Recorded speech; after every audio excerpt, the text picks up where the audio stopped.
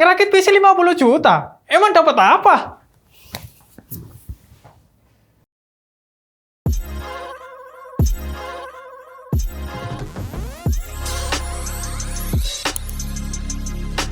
Oke, jadi karena kita udah lama nggak pernah ngerakit PC dengan harga yang fantastis, jadi hari ini kita mau ngerakit PC dengan harga yang cukup fantastis dengan part-partnya yang sudah ada di depan kita ini. Nah, yang pertama di sini kita pakai Intel Core Ultra 7 265F. Lalu untuk motherboardnya, di sini kita pakai motherboard dari MSI B860 Gaming Plus Wi-Fi dan ini motherboardnya warna putih. Lalu untuk SSD-nya, di sini kita pakai SSD 1 TB sebagai OS-nya dan nanti bakal ada nyusul lagi SSD sebesar 4 TB sebagai storage-nya. Nah, selanjutnya untuk RAM-nya, di sini kita pakai RAM 32 GB kit dengan warna putih. Nah, selanjutnya untuk cooling-nya, di sini kita pakai Telma Red Frozen Warframe 360 RGB Miao dan ini warnanya putih dan juga ada aksen warna pink-nya.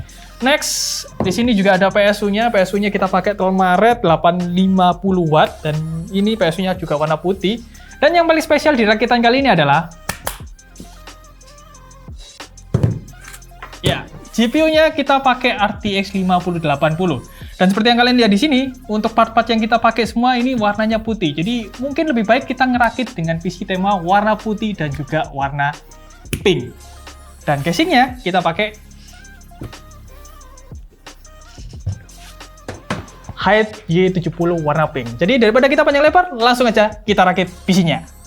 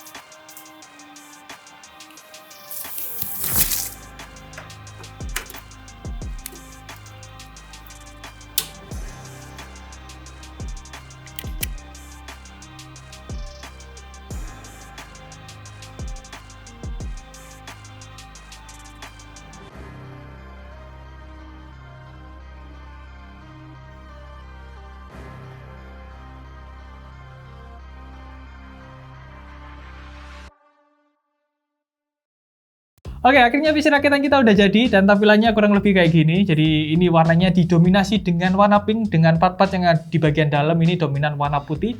Lalu untuk RGB-nya juga kita set satu warna di warna pink jadi kelihatan lebih kalem dan juga lebih lucu juga. Nah, mungkin buat kalian para cewek-cewek atau mungkin buat para cowok yang mau ngasih kado ke cewek kalian, ini bisa jadi referensi buat kalian. Lalu untuk konfigurasi airflow-nya di sini kita pakai fan ukuran 14 cm di bagian bawah dan juga 3 fan reverse ukuran 12 cm di bagian samping sebagai intake-nya, dan satu fan ukuran 12 cm di bagian belakang dan juga I/O-nya kita pakai sebagai exhaust-nya. Nah, tadi kita juga udah sempat ngetes tipis-tipis untuk suhu temperatur dari PC ini, jadi kita penasaran apakah suhu temperaturnya ini baik atau masih kurang. Nah, sekarang kita bacain dulu dari hasil pengujiannya. Oke, kita bacain dulu dari segi pengujian suhu temperatur CPU-nya. Di sini kita ada dua skenario, yaitu tempered glass terbuka dan juga tempered glass tertutup. Nah, untuk rata-ratanya di sini, untuk yang terbuka itu bisa dapetin rata-rata di 48 derajat Celcius, sedangkan kondisi terbuka itu bisa dapetin rata-rata di 47 derajat. Dan untuk package power-nya, kalau kalian lihat di sini, untuk kondisi terbuka itu bisa dapetin rata-rata di 66,69, dan kondisi tertutup itu bisa dapetin di sekitar 65,90 watt. Dan untuk skor dari Cinebench-nya, di sini kalau kalian lihat untuk kondisi terbuka itu bisa dapetin skor di 24.200-an, sedangkan kalau kondisi tertutup itu bisa dapetin skor di sekitar 24.100-an. Nah, sekarang dari segi GPU-nya, karena kalian bisa lihat di sini kondisi GPU-nya kita pasang sebagai GPU vertikal, itu rata-rata ada di 64 derajat Celcius kalau kondisi terbuka, dan kondisi tertutup itu bisa dapetin rata-rata di 67 derajat Celcius. Sedangkan untuk dayanya, kalau kondisi terbuka ini bisa dapetin rata-rata di 357, sedangkan untuk kondisi tertutup itu bisa dapetin rata-rata di 359 watt. Jadi gimana? Apakah kalian udah tertarik sama PC Pink yang satu ini? Udah punya tampilan yang cantik, adem, performanya nggak kaleng-kaleng juga. Oke, jadi buat kalian yang tertarik sama PC Pink kayak gini, kalian bisa langsung lihat aja list part-nya yang ada di layar kalian sekarang ini. Dan buat kalian yang tertarik sama produk-produknya, kalian mau check out, kalian bisa langsung aja klik produk yang kita cantumin di bawah sini. Sekian video build PC Pink dari kami tim Ars. Kalau kalian suka baca artikel, kalian bisa kunjungi website kami di ars.co.id, dan kalau kalian punya sosial media, jangan lupa follow kita di Ars Media. Kalau kalian punya Discord, jangan lupa join, linknya ada di kolom deskripsi. Dan kalau kalian suka dengan video ini, jangan lupa klik like, komen di bawah, dan jangan lupa subscribe. Saya Michael, sampai jumpa di video berikutnya. Bye-bye!